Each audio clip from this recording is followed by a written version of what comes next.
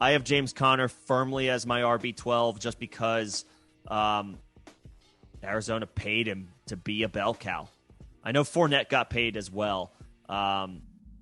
My distinction there is the Bucs lost a couple of pieces along the offensive line. So am I that worried about Fournette? No. He just misses. He's my RB13. He's like an extension RB1, but I have to put him as my first RB2, which is for me like I wish I could do better to give Fournette the kudos that he deserves after the season he had last year. But for Conner, yes, he's also a little bit of an injury risk. Every running back is. But we expect Arizona to remain an electric offense, and they let Chase Edmonds walk, and they've replaced him with Darrell Williams, who Darrell Williams had a nice season last year, had a good year. But some of that was out of necessity because Clyde Edwards-Helaire has not fired. James Conner is going to be a 3-down back for Arizona. Fournette should be as well. The difference is, I guess, they lost a couple pieces along the offensive line.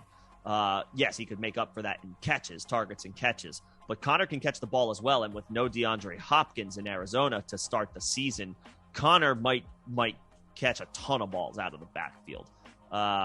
And he's a huge threat on the goal line. It's an offense where I don't have that much confidence in the head coach. I think Cliff Kingsbury is a boob. But it hasn't prevented the Arizona offense from being pretty good. Now, yes, I'll give all the credit in the world to Kyler and almost none of it to Cliffy. But give me the talent on the field. This is an offense that should have plenty of scoring opportunities, and James Conner, out of necessity, should see significant target and catch percentages at least to start the season. So I have him rounding out my top 12.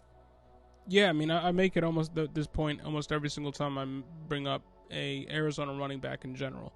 Kenyon Drake was their leading running back for basically 2 seasons, for 20 games. He had 18 touchdowns over the 20 games. Tons of touchdowns, yep. And yes, James Conner had 18 touchdowns in one season, but you're only talking about 4 more games if we're talking a 20-game stretch, 18 touchdowns. The only thing between James Conner and Saquon Barkley, James Conner we're projecting him at his ceiling here.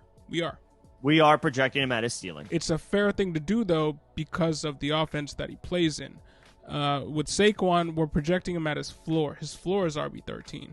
James Conner's ceiling is RB12. Yeah. Like that's kind of what we're talking about here, but because he plays in such a strong offense with such minimal competition, you got to be looking at James Conner and being like, damn, how can this guy not perform, maybe not get 18 touchdowns, but not perform like an RB1 again?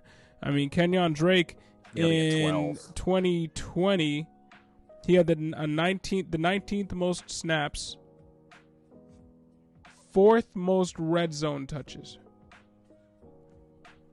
And in 2020, in terms of, he wasn't game script wasn't in his favor. Like they were just using him in all sorts of different situations and putting him in the red zone, and it didn't matter.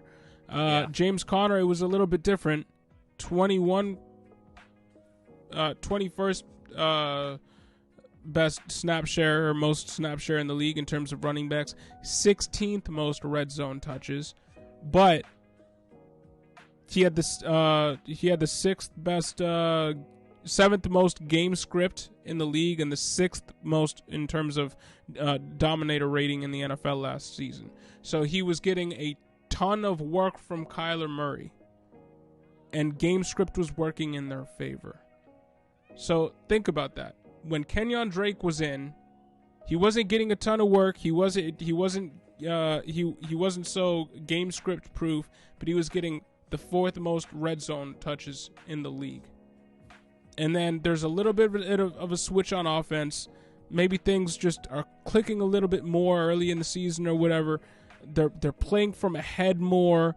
Game script works in their favor. James Conner comes in and he performs and gets 18 touchdowns despite a lesser snap share than Kenyon Drake, a lesser red zone touch workload than Kenyon Drake, because game script went the other way. So either way, the RB1 is going to get work.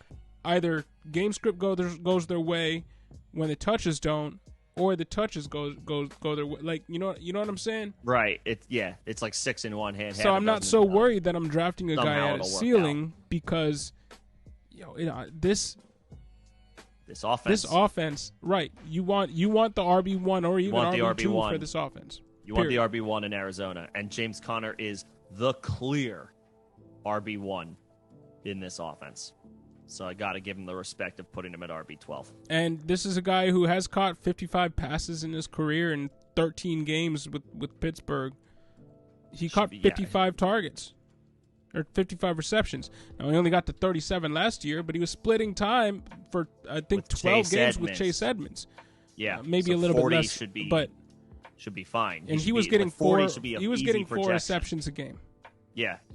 Or 4 targets a game. 4 targets a game. So get that again. Yeah. He should get that again. Connor should get that.